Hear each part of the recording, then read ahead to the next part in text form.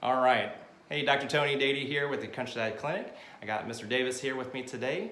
I just wanted to thank Mr. Davis here for sharing his story. So, Mr. Davis, can you tell me a little bit about what was going on with your knees when you first came in?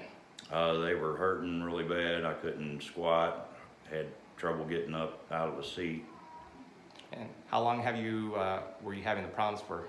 For at least 3 years. 3 years. And because of that, what was it doing to you? What were you having any issues with doing any fun hobbies or anything? Yeah, I'm a hunter and fisher.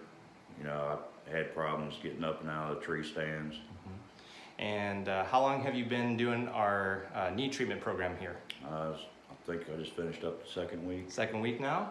And can you tell everybody here about how you're doing with everything? Awesome.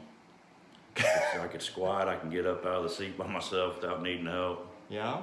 So with that now, is there anything that you would recommend to anyone else that is thinking about coming on to do our knee program? Come on in here and get this thing done and follow the steps to do what the doc tells you to do. Perfect. All right.